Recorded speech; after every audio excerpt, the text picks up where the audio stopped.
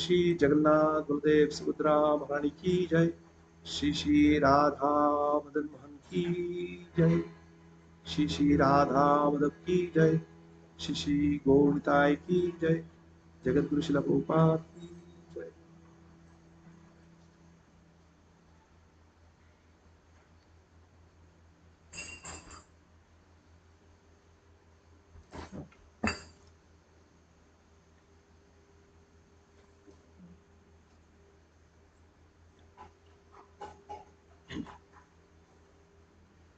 हरे कृष्णा। तो आज का सुबह का श्रीमद् भागवतम की कक्षा में आप सब लोगों का हार्दिक स्वागत है। तो आज हम लोग श्रीमद् भागवतम की दूसरी कैंटो की 10वें अध्याय के अध्ययन शुरू करेंगे। तो आज हम फर्स्ट, सेकंड और थर्ड ये 3 श्लोका कवर करेंगे। फर्स्ट एंड सेकंड श्लोका में कोई तात्पर्य नहीं है, तो तीसरी जो श्लोका है उसके तात्पर्य लेके हम चर्चा करेंगे।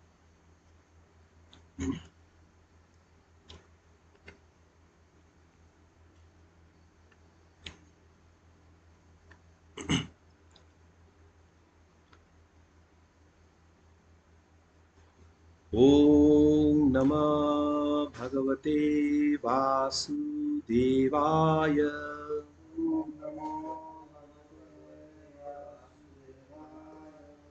ओम नमः भगवते वासुदेवाय।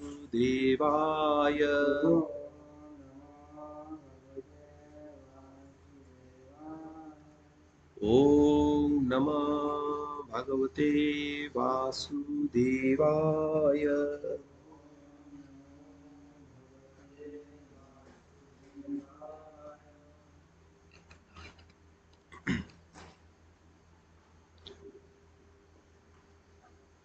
श्रीशुक उवाच अत्र सर्गा विसर्गश्च स्थानं पोषणम् ऊतय मन्वन्तरे शानुकथा निरोधो मुक्तिराश्रया। इसको और एक बार दोहराते हैं, ये बहुत इंपॉर्टेंट वर्स है। श्री शुक उवाच अत्र सर्गा विसर्गश्च स्थानं पोषणम् ऊतय मन्वन्तरे शानुकथा निरोधो मुक्तिराश्रया।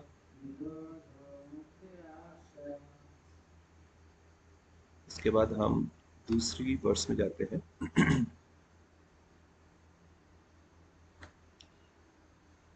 दशमस्य विशुद्धार्थं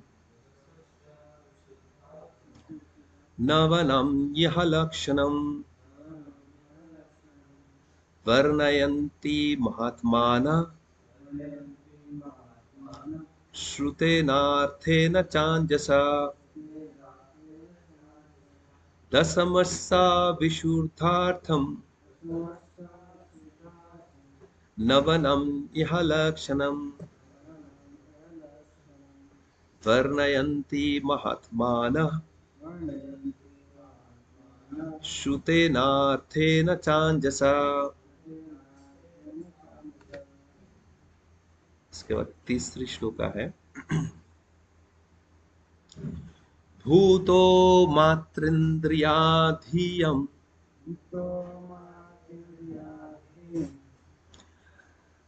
जन्म सर्ग उदारिता ब्रह्मण्य गुण वैषम्यात् विसर्गा पुरुषा स्मृता। भूता मातृन्द्रियाधीयम् जन्म सर्ग उदारिता ब्राह्मण्य गुणा वैषम्यात् विसर्गा पुरुषा स्मृता। भूता मातृन्द्रियाधीयम् जन्म सर्ग उदारितम् ब्राह्मण्य गुणा वैषम्यात् विसर्गा पुरुषा स्मृता। भूता मातृन्द्रियाधीयम् जन्म सर्ग उदारिता ब्राह्मण्य गुणा वैषम्यात् विसर्गा पुरुषा स्मृता।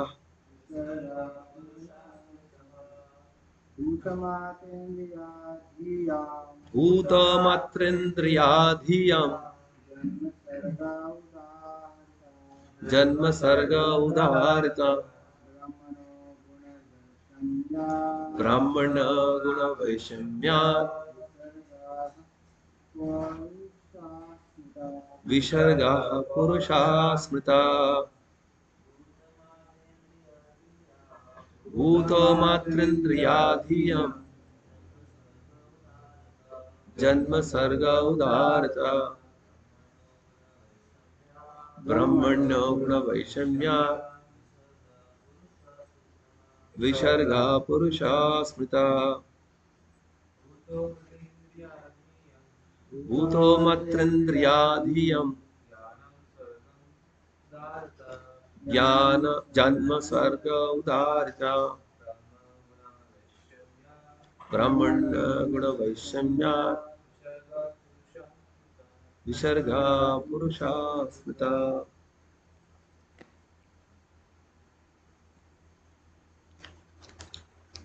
तो पहले हम ये सारे जो वर्सेस है इनके शब्दार्थ पढ़ेंगे और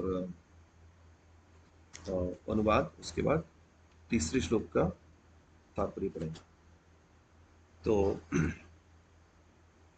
पहला श्लोक है श्री शुक उवाच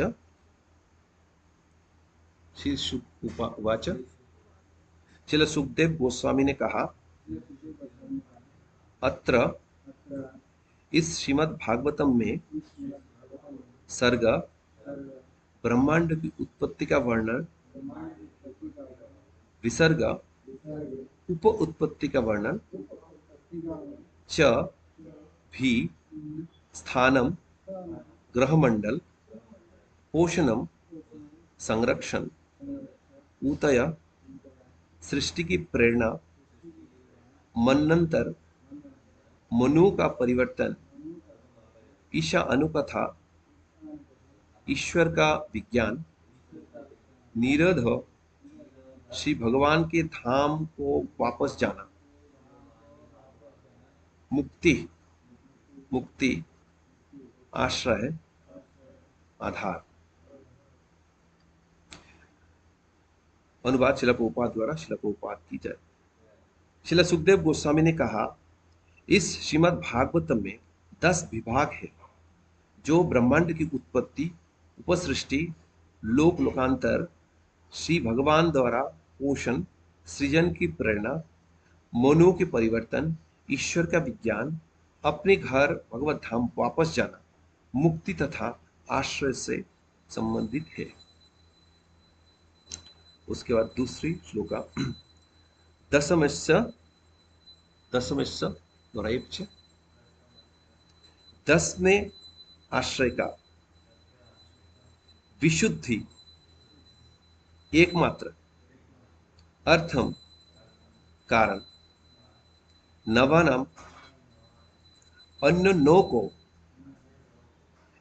यह इसी श्रीमद् भागवतम में लक्षणम लक्ष्मण वर्णयंती वर्णन करते हैं, महाआत्मान ऋषिगण श्रुतेन वैदिक साक्ष्यों से अर्थेन प्रत्यक्ष व्याख्या द्वारा च तथा अंजसा संक्षिप्त रूप में। अनुवाद शिला प्रभुपाद द्वारा, इनमें से जो 10वां आश्रय तत्व है उसकी दिव्यता को दूसरों से पृथक करने के लिए उन सब का वर्णन कभी वैदिक साक्ष्यों से, कभी प्रत्यक्ष व्याख्याओं से और कभी महापुरुषों द्वारा दी गई संक्षिप्त व्याख्याओं से किया जाता है। उसके बाद तीसरी वर्ष भूत 5 स्थूल तत्व, आकाश इत्यादि, मात्रा इंद्रियों द्वारा दृश्य वस्तुएं,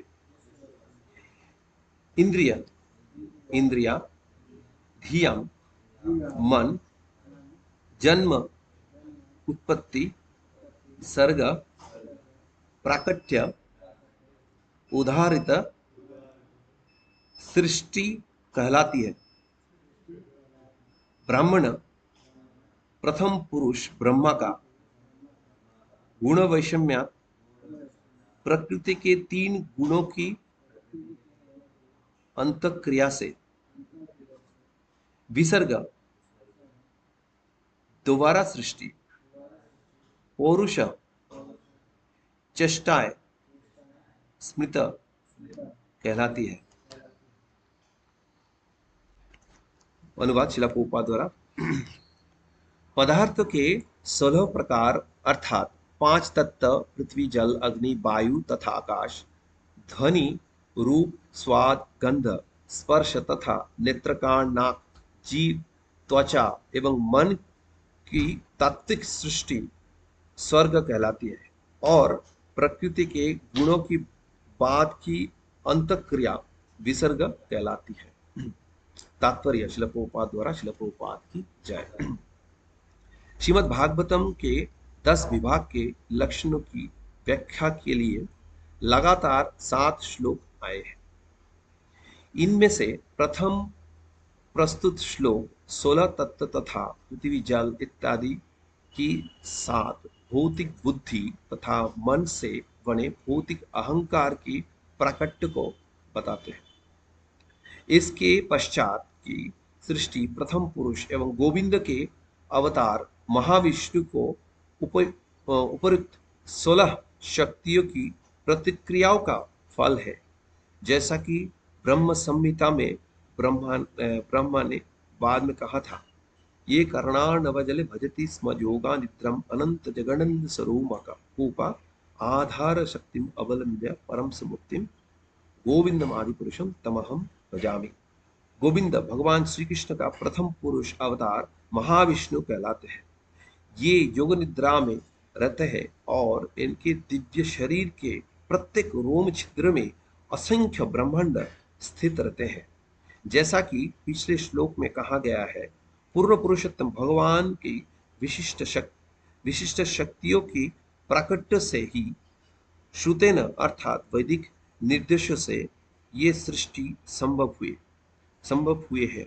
बिना ऐसी वैदिक निर्देश के ये सृष्टि भौतिक प्रकृति की उपज प्रतीत होती है। ऐसा निष्कर्ष अल्प ज्ञान के कारण ही निकलता है। वैदिक निर्देश ये स्पष्ट है कि समस्त शक्तियां अंतरंगी बहिरंगा तथा तटस्थ की मूल तो पूर्ण पुरुषोत्तम भगवान है। और जैसा पहले बताया गया है, ये तो भ्रमपूर्ण निष्कर्ष है कि ये सृष्टि जड़ भौतिक प्रकृति द्वारा बनी है। वैदिक निष्कर्ष दिव्य प्रकाश है, जबकि अवैदिक निष्कर्ष भौतिक अंधकार है। परमेश्वर की अंतरंगी शक्ति तथा परमेश्वर एक है और बहिरंगी शक्ति अंतरंगी शक्ति के संपर्क में ही जीवंत बनती है। अंतरंग शक्ति के वे अंश जो बहिरंग शक्ति के संपर्क से सक्रिय होते हैं, वे तटस्थ शक्ति अथवा जीवात्मा कहलाती है। इस प्रकार मूल सृष्टि तो प्रत्यक्ष पूर्ण पुरुषोत्तम भगवान या परम ब्रह्म से होती है और गौण सृष्टि जो मूल अवयव की प्रतिक्रिया का फल है, ब्रह्मा द्वारा रची जाती है। इस तरह समस्त ब्रह्मांड का कार्य प्रारंभ होता है। ओम अज्ञानतिमिरन्धस्य ज्ञानाञ्जनशलाकया चक्षुरुन्मीलितं येन तस्मै श्रीगुरवे नमः। श्रीचैतन्यमनोभीष्टं स्थापितं येन भूतले स्वयं रूप कदा मह्यं ददाति स्वपदान्तिकं। वन्देऽहं श्रीगुरुं श्रीयुतपदकमलं श्रीगुरुन् वैष्णवांश्च श्रीरूपं साग्रजातं सहगना रघुनाथं तं सजीवं साद्वैतं सावधूतं परिजनासहितं कृष्ण चैतन्य देवं श्री राधा कृष्ण पादान् सहगना ललिता श्री विशाखान्वितांश्च हे कृष्ण करुणा सिन्धु दीनबन्धु जगत्पते गोपेश गोपिकान्त राधकन्त नमस्तुते तप्त कंचन गौरांगी राधे वृंदावनेश्वरी वृषभानुसुते देवी प्रणमामि हरिप्रिये वञ्चाकल्पतरुभ्यश्च कृपा सिन्धुभ्येव च पतितानं पावनेभ्यो वैष्णवेभ्यो नमो नमः। जय श्री कृष्ण चैतन्य प्रभु नित्यानंद श्री अद्वैत गदाधर शिवासादि गौर भक्त वृंद हरे कृष्ण कृष्ण कृष्ण हरे हरे हरे राम राम राम हरे हरे नमो विष्णुपादाय कृष्ण पृष्ठाय भूतले श्रीमते भक्ति वेदांत स्वामी तिरविने नमस्ते सारस्वती देवे गौरवाणी प्रचारिणे निर्विशेष शून्यवादी पाश्चात्य देशतारिणे।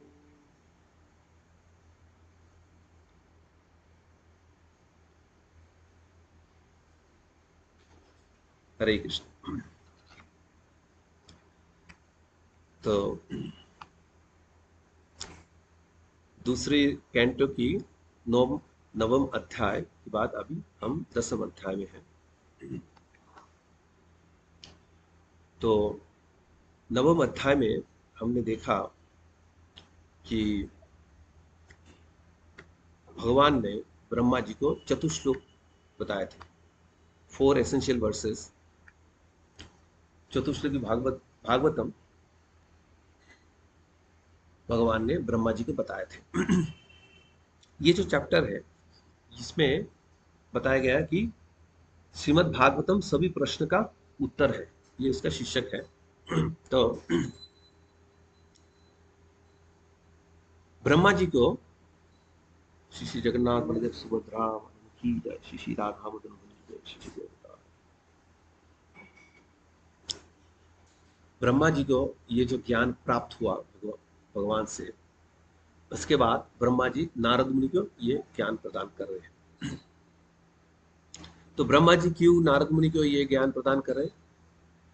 क्योंकि नारद मुनि, ऐसे तो उनके और भी पुत्र थे, पर नारद मुनि को ये ज्ञान इसलिए प्रदान किए क्योंकि नारद मुनि बहुत विनम्र थे और उनके पिताश्री की बात मानते थे।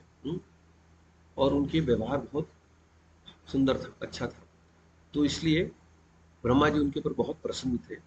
इसलिए ब्रह्मा जी ने नारद मुनि को ये सारे तत्व बताया है। जैसे कृष्ण ने बताया था भक्तवासी में सखा चैती, इसीलिए उन्होंने ज्ञान अर्जुन को प्रदान किया था। तो अब परीक्षित महाराज को सुखदेव गोस्वामी बता रहे हैं कि आपके सारे जो सवाल है, इन सारे सवालों का जवाब हम देंगे।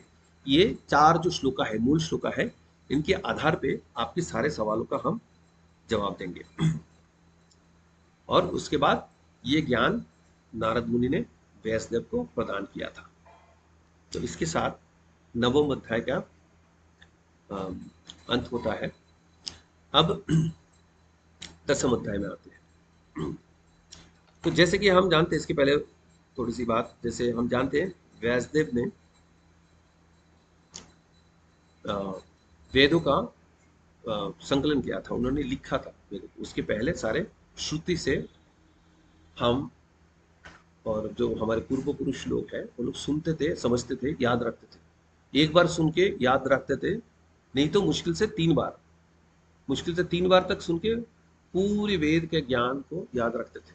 अब कलयुग आने के बाद लोगों का स्मरण शक्ति का ह्रास हुआ है, तो इसके चलते लोग इतनी आसानी से याद नहीं रख पाते हैं, और इसलिए इसको लिखना आवश्यक होता है।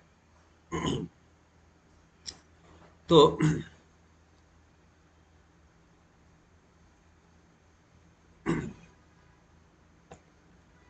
तो ये जो 10 टॉपिक है श्रीमद् भागवतम की,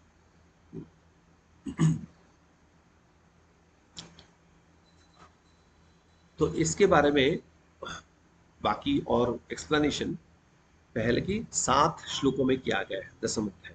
ठीक है, उनमें से 3 श्लोकों के बारे में हम चर्चा कर रहे हैं, जिसमें पहले श्लोका में ये 10 टॉपिक के बारे में लिस्टिंग किया गया है, बताया गया है कौन कौन सी है, और उसके बाद सर्ग, उसके बाद ये बताया गया है कि जो 10वां टॉपिक है वो किस लिए, उसका क्या तात्पर्य है, 9 और 10 का क्या तात्पर्य है, और उसके बाद सर्ग और विसर्ग के बारे में बताया गया है तीसरी श्लोका में।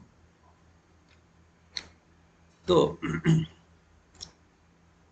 ये जो 10 विषय के बारे में बताया गया है पहले श्लोक में, ये 10 जो विषय है वो किसी भी महापुराण में होना चाहिए। तो ये 10 क्या क्या है, 10 टॉपिक क्या क्या है। पहला है सर्ग। तो ये ब्रह्मांड के रचना, जो ये है सर्ग। और उसके बाद आता है विसर्ग। तो ब्रह्मांड की रचना कौन करते हैं? भगवान स्वयं करते हैं। स्वयं मतलब महाविष्णु की शरीर से ब्रह्मांड की उत्पत्ति होती है, उनकी रोमकूप से ब्रह्मांड की उत्पत्ति होती है।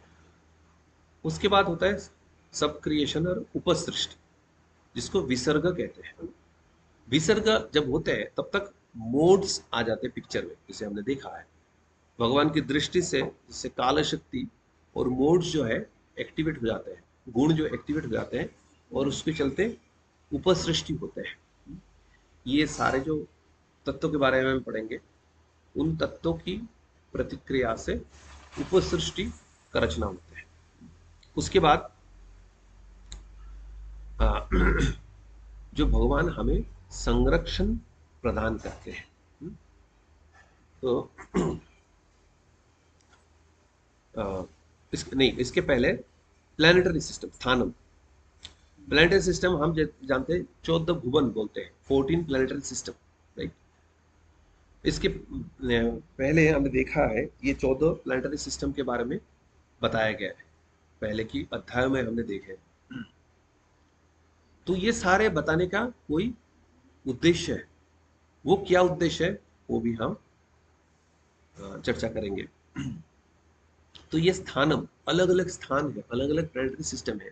सब में हमने देखा कि जो गुण होता है, जैसे ऊर्ध्वम गच्छन्ति सत्तस्थ, जैसे सतोगुण का वृद्धि होता है तब उच्चतर स्थान मिलता है, और तमोगुण की वृद्धि होती है तो निम्नतर स्थान मिलता है, पाताल लोक वगैरह। तो उसी प्रकार 14 प्लानिटरी सिस्टम के बारे में बताया गया है इस ब्रह्मांड में। तो ये स्थानम है। उसके बाद पोषण, तो उसमें भगवान की जो संरक्षण है, भगवान हमें रक्षा करते हैं।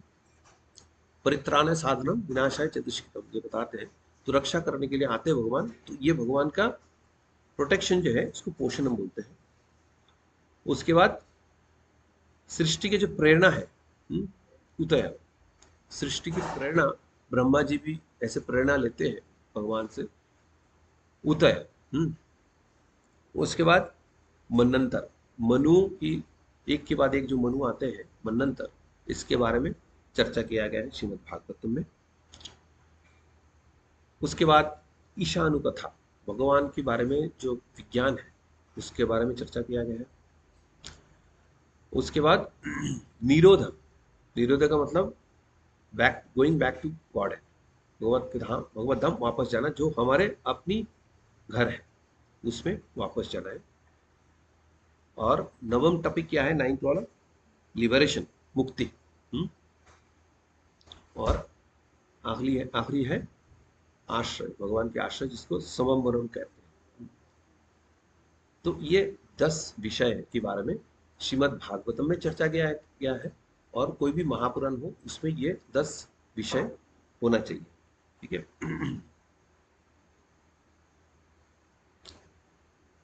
तो ये जो 10 विषय के बारे में चर्चा किया है, तो उसके बाद 9 की बात 10 में आते हैं, ठीक है ना।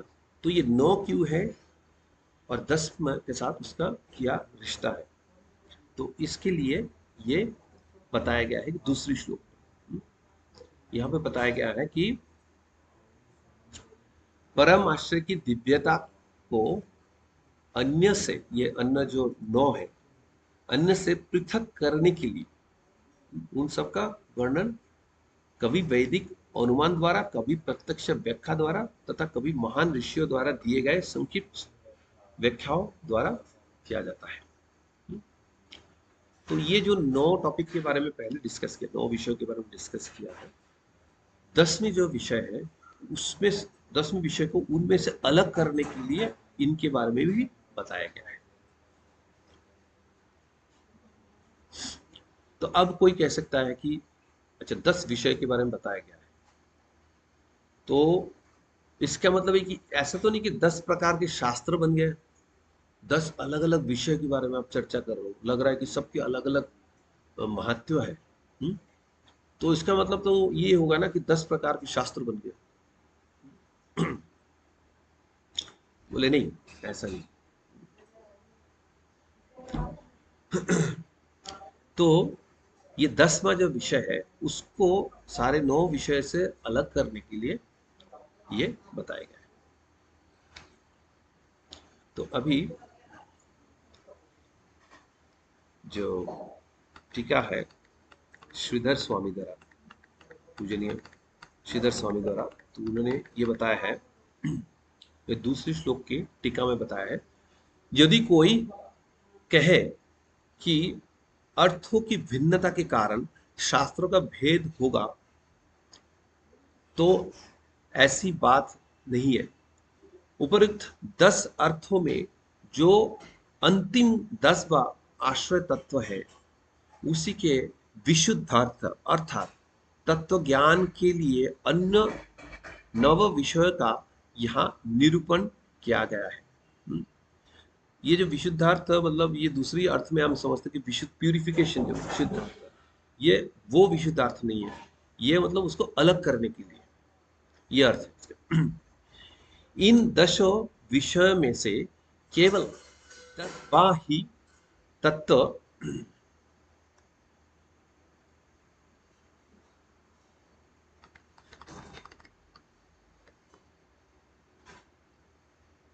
10वां ही तत्व प्रधान है। अतएव यहाँ शास्त्र भेद की संभावना नहीं हो सकती है, शास्त्र भेद का संभावना नहीं है।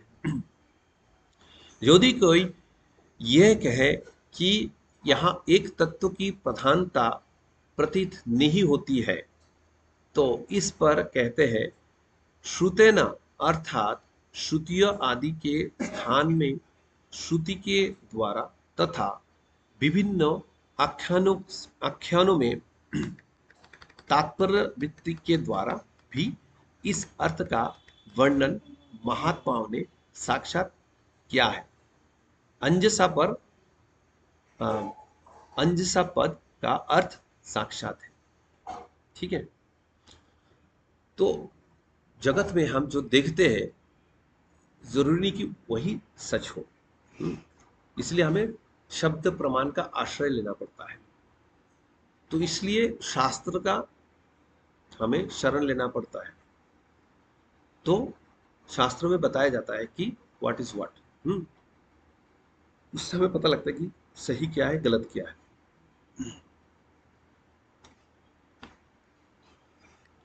तो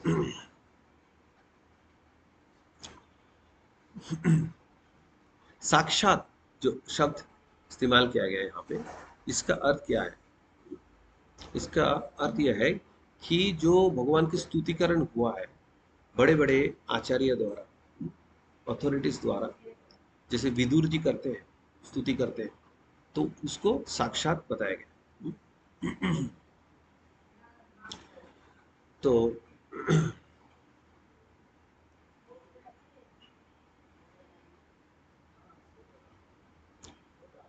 श्रीमद् भागवतम के सारे वर्ष, सारे शब्द अक्षर जो है ना महत्वपूर्ण, तो जितना भी टॉपिक है वो सारे वर्सेस में डिस्कस किया गया है, तो सारे इंपॉर्टेंट है। कभी कभी हम लोग ऐसा होता है कि यार रेगुलर कोई स्टडी करता है श्रीमद् भागवतम, हम देखते हैं कि जहाँ पे कहानी होता है ना उसमें बहुत रुचि होता है, और जब भगवान की स्तुति होता है उसमें, अच्छा अभी कहानी स्टॉप हो गया, अभी तो स्तुति चलेगा थोड़ी देर, है ना?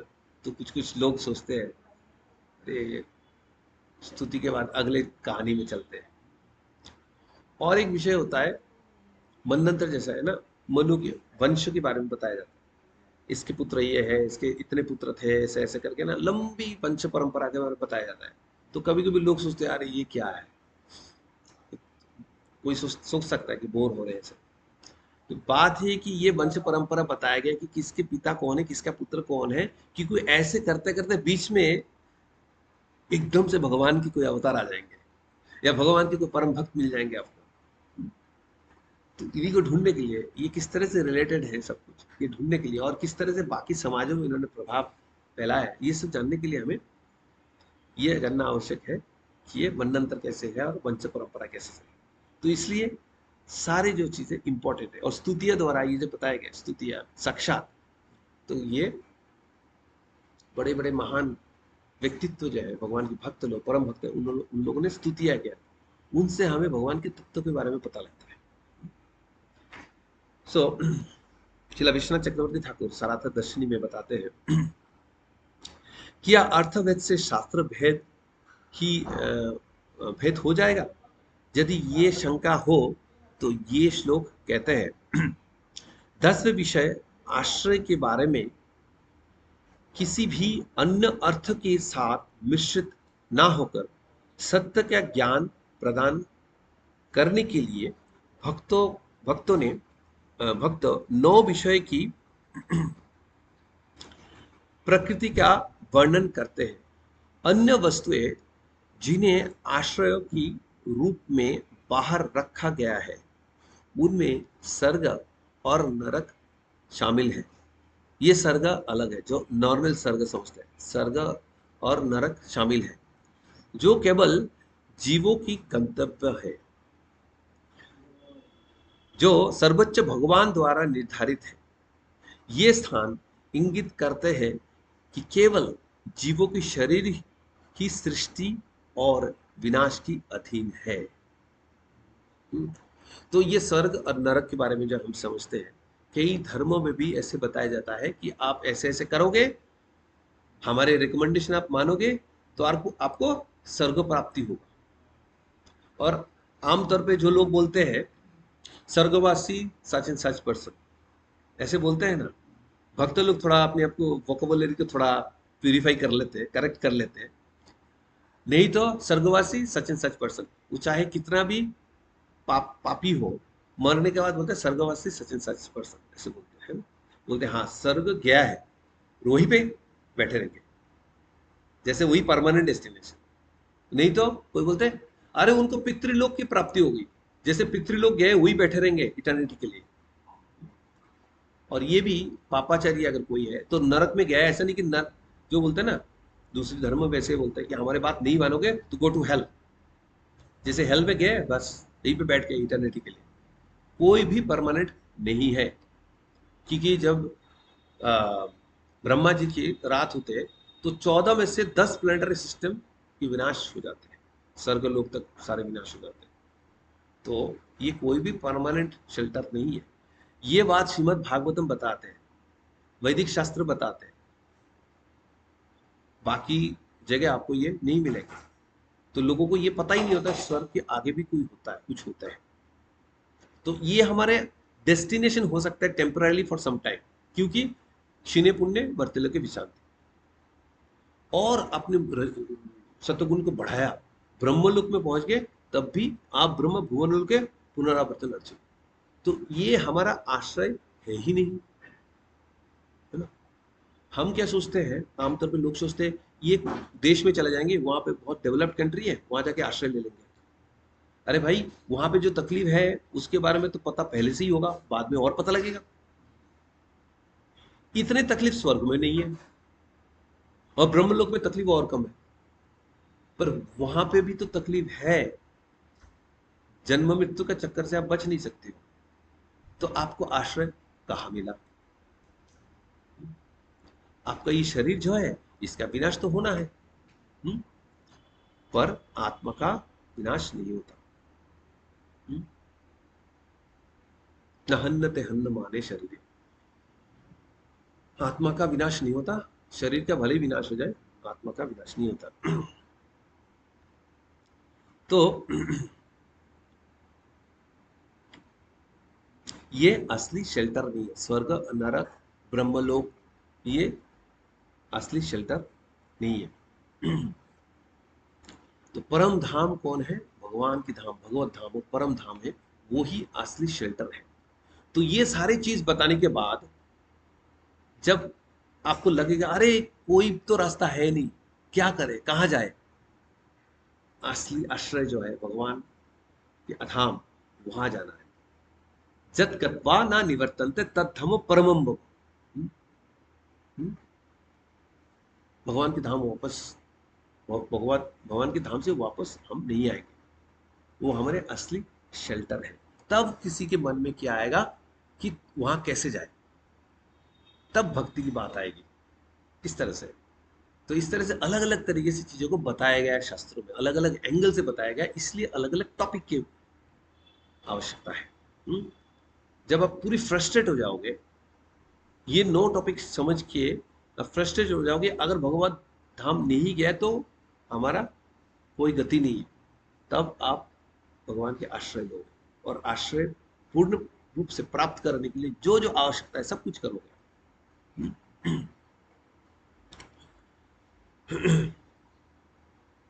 तो ये सारी चीज जो आपने त्रिकुट माउंटेन जो गजेंद्र मोक्ष में बताया जाता है, कितनी सुंदरता से बताया जाता है, लगता है हाँ मुझे तो यही बसना है ना। और बाद में जब गजेंद्र मोक्ष की कहानी आते हैं तब पता लगता है भगवान नहीं आते तो गजेंद्र का क्या हालत होता। तो ये हालत तो हर जगह है। 14 प्लैनेटरी सिस्टम ऐसा है, भगवान के आश्रय के बिना टेम्पररीली भी चैन नहीं है, परमानेंट तो दूर की बात है। तो इसलिए हमें परम धाम में जाके भगवान की आश्रय लेना है।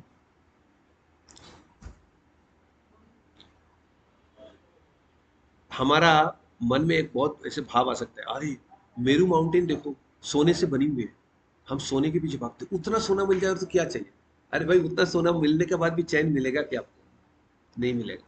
तो इस तरह से बहुत जगह जगह पे भगवान ने अपना विभूति दे रखे हैं, पर ये बोला है कि एक अंश नस्तित जगत, अपनी एक अंश से सारे मेंटेन करता हूँ। तो किसी भी ऐसी विभूति से जाके एकदम आकृष्ट नहीं होना है हमें। भगवान ने बोला है मम अंश संभव, सारे मेरे से अंश से आया है, तो इसके पीछे भागना नहीं है। तो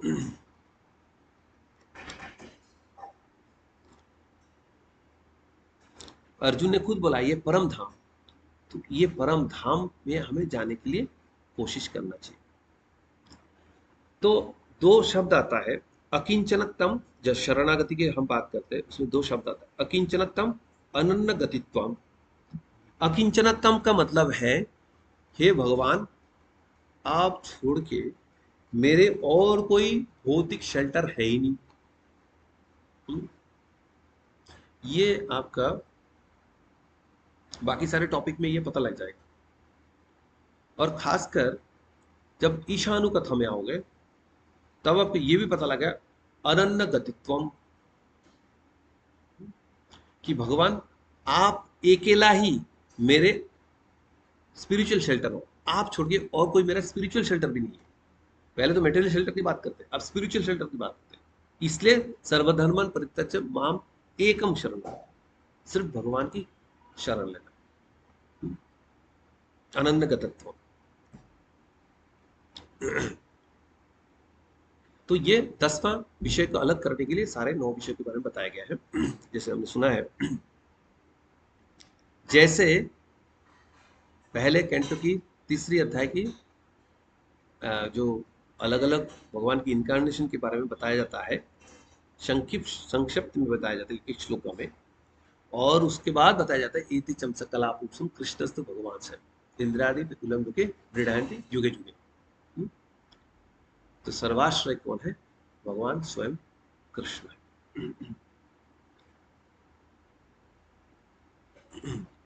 तो ये सारे जो ईशानु कथा हम सुनते हैं वो सारे भगवान की कला है, अंश है।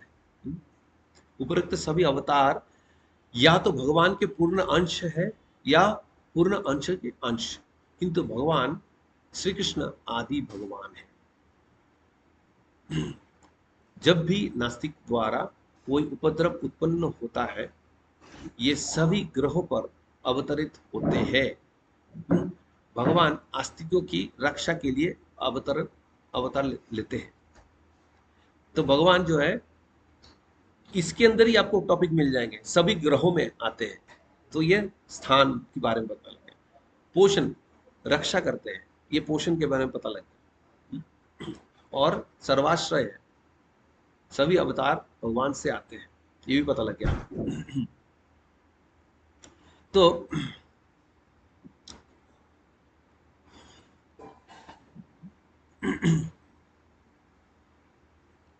इसके आगे बढ़ते हैं हम। तो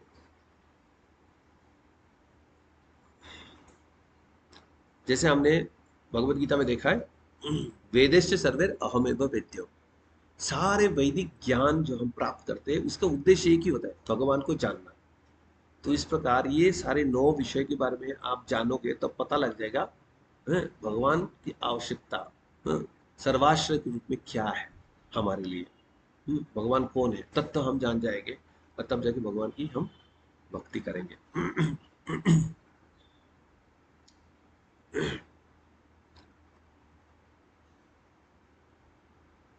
तो अलग अलग जो आचार्य है, जो अलग अलग महान व्यक्तित्व है, वो भगवान की स्तुति करते हैं। और जिससे, जैसे ब्रह्म संहिता है, ब्रह्म संहिता में वैदिक स्तुति द्वारा भगवान के बारे में, भगवान के तत्व के बारे में हमें पता लगता है। कितने भी बड़े बड़े व्यक्तित्व है, उनकी भगवान गोविंद की उपेक्षा, मतलब गोविंद के रेफरेंस में उनकी पोजीशन क्या है वो हमें पता लगता है। जैसे रामादिमूर्ति शुकाल नियमितिष्ठन् नानावतारम अवतर, तो ये बताया जाता है कि लॉर्ड रामचंद्र से शुरू करके सारे अवतार भगवान से आते हैं, और कृष्ण स्वयं भगवान है। तो इस तरह से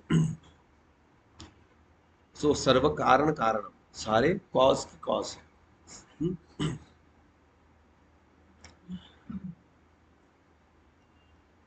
तो अभी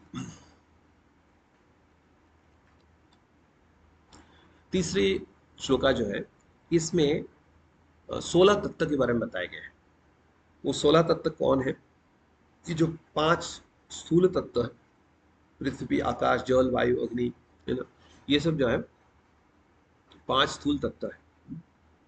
और 5 तन्मात्राएं, जैसे शब्द हो गया, स्पर्श हो गया, गंध, स्वाद, ये सब, जो साइट हो गया, दृश्य।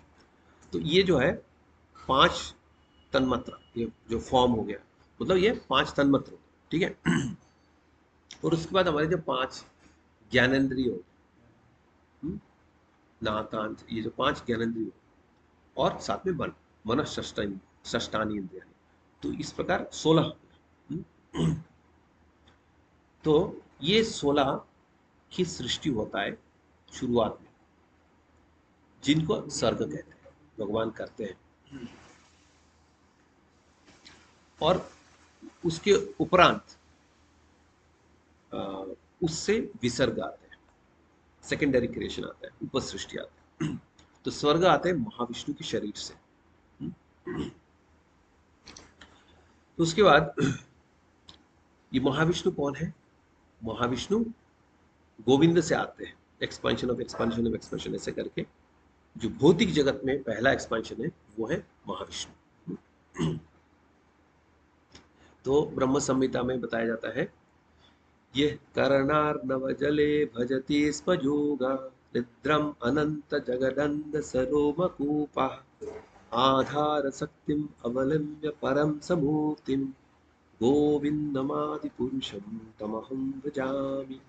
ब्रह्म संहिता में भी देखिए आप, ऐसे बताया जाता है अलग अलग पर्सनैलिटीज के बारे में, ग्रेट ग्रेट पर्सनैलिटीज के बारे में, कंट्रोलर्स के बारे में बताया जाता है। यहाँ पे महाविष्णु के बारे में बताया गया, अलग अलग विष्णु तत्व के बारे में बताया गया, दीपार्चिदेवाहितसंतरम, तो ये बताया गया अलग अलग। जैसे एक कैंडल से दूसरा कैंडल जलाते हैं, तो उसी तरह से एक विष्णु तत्व, अलग अलग विष्णु तत्व के साथ भगवान के संपर्क बताया गया है। सूर्य देव के साथ बताया गया है, गणेश जी के साथ बताया गया है, देवी दुर्गा देवी, शिव जी, हाँ, सबके साथ भगवान के संपर्क बताया गया है। तो उसी तरह से ये 9 विषय के बारे में बताया गया है भगवान के साथ संपर्क समझाने के लिए, भगवान को अलग से समझाने के लिए, हाउ ही स्पेशल। यहाँ पे बार बार इसको दोहराया जा रहा है, गोविंद मादि पुरुषम तमहम भजामि। किस तरह से गोविंद अलग है सबसे, जबकि सबसे कनेक्टेड है। तो तो महाविष्णु जो है योगो निद्रा में होते हैं और उनकी शरीर के रोमकूपों से अलग अलग ब्रह्मांड की सृष्टि होते हैं।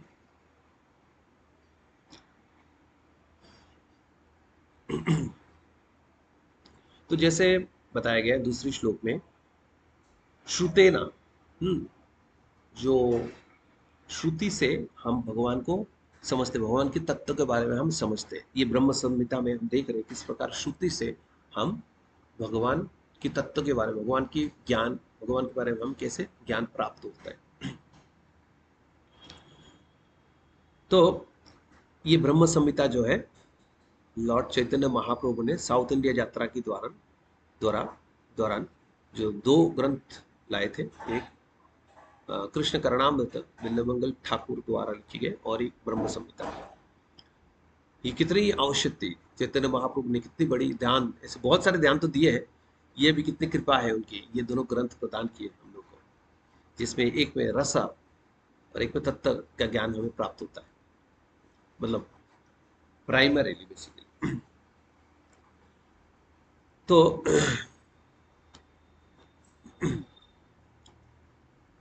तो भगवान से जो एनर्जीज आते हैं, भगवान से जो शक्तियां है, उन शक्तियों का इंटरमिंगल होता है, एक दूसरे का जो पारस्परिक संबंध है, उससे जाके उपसृष्टि आता है, जो ब्रह्मा जी करते उपसृष्टि। तो ब्रह्मा जी बेसिकली करते क्या है, ब्रह्मा जी कोई आत्मा का सृष्टि तो करते नहीं है, आत्मा तो शाश्वत है, और तो करते क्या है, तो ब्रह्मा जी टेम्पलेट प्रोवाइड करते हैं अलग अलग। ये मनुष्य होगा तो उसका शरीर का आकार ऐसे होगा, ये मछली होगा तो इसका शरीर ऐसे, अलग अलग प्रकार से टेम्पलेट प्रदान करते हैं, और उसी टेम्पलेट के हिसाब से शरीर मिलता है, और शरीर बनता है, ये जो 16 एलिमेंट्स है उसमें शरीर बनता है, सेकेंडरी क्रिएशन बन के शरीर बनता है। तो वैदिक अथॉरिटी से हम जानते हैं कि किस प्रकार सृष्टि होता है, श्रीमद् भागवत में भी बताया गया है विस्तार से किस प्रकार सृष्टि होते हैं। तो ऐसे अथॉरिटी से हमें पता लगता है कि ये सृष्टि कैसे हुआ, ये ब्रह्मांड कैसे है, सृष्टि कैसे हुआ, अथॉरिटी से हमें ज्ञान मिलता है। ये डिसेंडिंग नॉलेज, अवरोही ज्ञान से हमें ये पता लगता है कि ये सृष्टि कैसे आया। श्रीमद् भागवतम सिर्फ सृष्टि नहीं और अलग अलग विषयों के बारे में संपूर्णता से सारे बातों का उत्तर देता है। अगर हमें डिसेंडिंग नॉलेज का सहारा नहीं मिलेगा, जो लोग कुछ वॉलंटरीली ये डिसेंडिंग नॉलेज का सहारा नहीं लेते, मेजोरिटी, दुनिया की मेजोरिटी लोग इसके सहारा नहीं लेते, और इसके चलते भूल भ्रांति उनसे होती रहती। जैसे ब्रह्मांड की सृष्टि कैसे हुआ, बिग बैंग थ्योरी से। बिग बैंग थ्योरी है, कोई बिग बैंग हुआ और उससे ब्रह्मांड की सृष्टि हुई, बस। ना तो किसी ने देखा था, ना तो कोई जीवित था उस समय मनुष्य उस बात को प्रूफ करने के लिए, बट बस बता दिया, लोगों ने विश्वास कर लिया। असली में अंधविश्वास ये है, और लोग क्या बोलेंगे, अच्छा ब्रह्मा जी, ये भगवान की नाभि कमल से ब्रह्मा जी आए थे, भगवान के रोमकूप से ब्रह्मांड आए थे, यही अंधविश्वास है। नास्तिक लोग तो यही बोलेंगे।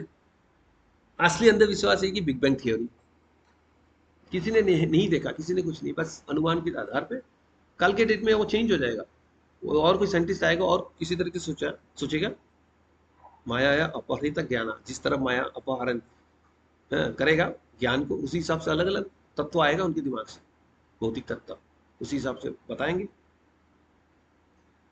तो सब स्पेकुलेशन, अपने अपने हिसाब से अनुमान करके बताते हैं। तो ये वैदिक रेफरेंस को फॉलो नहीं करते, तब ये ऐसे बताते। तो ये पुअर फंड ऑफ नॉलेज होता है ना। तो तो वैदिक कंक्लूशन क्या होते हैं कि भगवान से सारे सृष्टि आते हैं। अहम सर्वस्व प्रभु मत्त सर्वम प्रवर्तते इति मत्वा भजते माम बुधा भावा समन्वित। जब हम ये बात समझ जाएंगे तो ऐसे बुद्धिमान व्यक्ति भगवान की सेवा करेगा भाव समन्वित होके। तो भगवान की जो शक्तियां हैं वो हम जानते हैं, इंटरनल पोटेंसी है, एक्सटर्नल पोटेंसी है, मार्जिनल पोटेंसी है। तो मार्जिनल में हम आते हैं, जीव आते हैं, जो कभी कभी इंटरनल कभी कभी एक्सटर्नल पोटेंसी में जाते हैं, इसलिए तटस्थ शक्ति है मार्जिनल बोलते हैं। और एक अंतरंगा शक्ति इंटरनल, और एक बहिरंग शक्ति है जो एक्सटर्नल। तो ये मेजरली तीन प्रकार की शक्ति भगवान को बताया गया। ऐसे तो परत शक्ति विविध श्रूयते, बहुत प्रकार की है, बट ये तीन प्रकार मेनली बताया गया है भगवान की एनर्जी।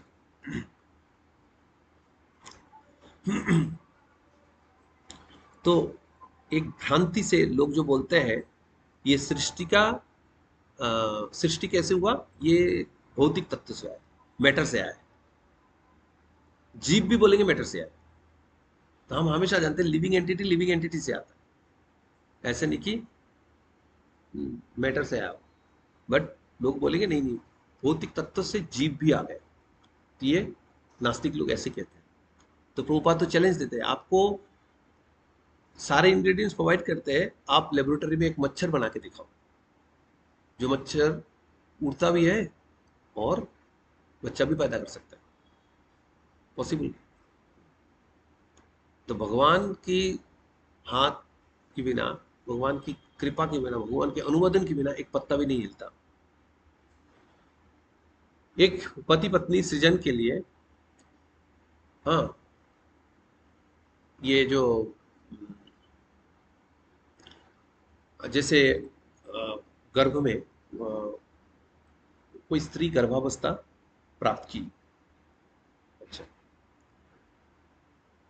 उसके पहले से भी और उसके बाद में भी कोई भी उसमें कंट्रोल नहीं चलता। गर्भावस्था में उस स्त्री के शरीर में और जो एम्ब्रायो है उसके अंदर बहुत सारे केमिकल रिएक्शंस चल रहा होता है, और सारे के सारे सुचारू रूप से अगर चलेगी जब एक मनुष्य शरीर का उत्पत्ति होगा। और इसमें किसी का कोई कंट्रोल नहीं है। डॉक्टर थोड़ा बहुत इधर उधर करता है, तो मेजोरिटी और नेचर पे वो होता है, हाँ ये दिया तो इसके समय के साथ साथ ये ऐसे सही हो जाएगा, ये हो जाएगा। समय के साथ साथ होने का मतलब भगवान के ऊपर, भगवान के सिस्टम के ऊपर भरोसा करना, प्रकृति के ऊपर भरोसा करना, मतलब भगवान के ऊपर भरोसा करना। माया अध्यक्ष ने प्रकृति श्वेत से चला था।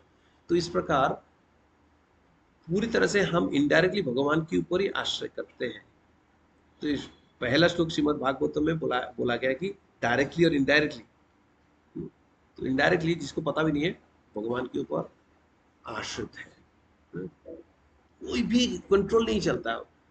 जितना भी कार्य अगर हम एनालिसिस करेंगे ना, हम क्या करते हैं, हमारा पोषण कैसे होता है, हम कैसे जीवित रहते हैं, हम कोई कार्य करते हैं, हर चीज हम एनालिसिस करेंगे, घूम फिर के सर्व गोविंद सर्व कारण कारण मिलेगा आपको। हर चीज में घूम फिर के वो बोलोगे मैं हूं क्या। मैं और मेरा बोलते हैं, मैं भी भगवान हूं, मेरा भी भगवान की है, सब कुछ भगवान की है। अलग क्या है, जो प्रभुपाद कहते हैं, there only two things, Krishna and Krishna's, no third thing. और हम अहम ममती लेके बैठे हैं। तो ये बात है। तो तो वही कंक्लूजन जो है ये उजाला है, हाँ? और हमारे जो भौतिक कंक्लूजन है ये अंधेरा है। हाँ।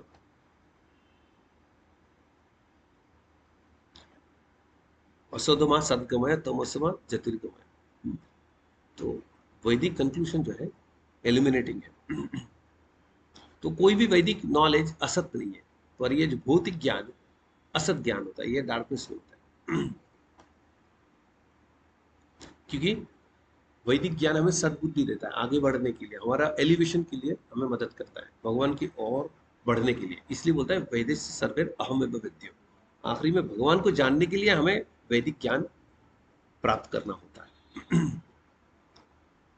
तो भगवान की जो इंटरनल पोटेंसी है भगवान के साथ आइडेंटिकल है। हम्म?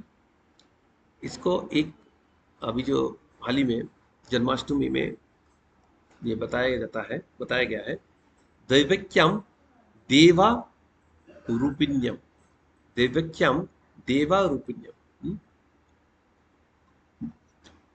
तो देवकी जो है ये सेम कैटेगरी की थी, भगवान की जैसे सेम कैटेगरी में थी। आनंद चिन्मय रस प्रतिभा। तो देवकी जो थी वो भगवान की जैसे सेम कैटेगरी में थी इंटरनल पोटेंसी। और भगवान की जो बहिरंग शक्ति है वो इंटरनल पोटेंसी के टच में आके जीवित स्वरूप दिखाता है, जीवित लक्षण दिखाता है। जैसे आपकी एक शर्ट है, शर्ट यहाँ पे पड़ा हुआ है, थोड़ा सा भी हिलेगा नहीं। पर जब उसको आप पहन लेंगे, आप मूवमेंट करेंगे, आपको मूवमेंट होगा, ऐसे लगेगा जीवित तो नहीं, जीवित जैसे लगेगा, मतलब ये लगेगा इसके अंदर कोई जीवित व्यक्ति है। दूसरी तरह से हमारे शरीर में जब आत्मा आता है तभी ये जीवित होने का लक्षण दिखाता, नहीं तो मृत है। तो उसी तरह से इंटरनल पोटेंसी की टच में आके जड़ जो एक्सटर्नल पोटेंसी है वो जीवन का लक्षण दिखाता है। तो इसीलिए भगवान ने बताया है। और ये जो मार्जिनल पोटेंसी हम है, ममई वंश जीवो लोके जीवो भूता सनातन, भगवान के हम अंश है। तो भगवान की अंश होने के नाते हम भगवान जैसे क्वालिटी है हमारी, ठीक है। और हम क्या है, मार्जिनल पोटेंसी, माइन्यूट है, इसलिए मार्जिनल पोटेंसी है। तो ये हम पराशक्ति जैसे है, अपरानी। तो इसलिए भगवान ने बोला है भगवद गीता में, अपरायम इतस्तन्नम प्रकृतिम विधि में परम जीवभूत महाभो यादम धारयते जगत। तो ये हायर एनर्जी भगवान की जड़ शक्ति से हायर है, जो ये जड़ जो है ना शक्ति को एक्सप्लॉइट करता है। पर ये जीवित जो भगवान की जो शक्ति है, पराशक्ति है, ये अपराशक्ति के संस्पर्श में आता है तो उसमें जीवन का लक्षण दिखाई देता है। तो इस प्रकार जो ओरिजिनल क्रिएशन है, शुरुआती जो क्रिएशन है, सृष्टि है, वो भगवान से आते हैं, परम ब्राह्मण से आते, परम ब्रह्मन से आते हैं। और जो उपसृष्टि है वो ब्रह्मा जी द्वारा किया जाता है। जो मूल इंग्रेडिएंट्स है उनको यूज करके, उसका इस्तेमाल करके, और इस प्रकार से पूरी ब्रह्मांड का सृजन होता है। और उसके अंदर सारे जो अलग अलग लिविंग एंटिटीज आता है, जीव आता है, उससे ये पूरा ब्रह्मांड पॉपुलेट होता है, भर जाता है। और इस प्रकार जगत चलता रहता है जब तक दोबारा विनाश ना हो जाए। तो ये आज का कथा की सार, तीनों श्लोका की। कोई प्रश्न है इसमें?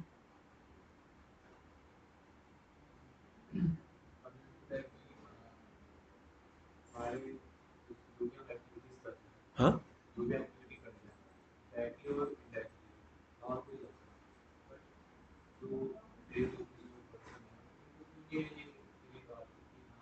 रियल लाइफ में मटेरियल लोग हैं, हाँ।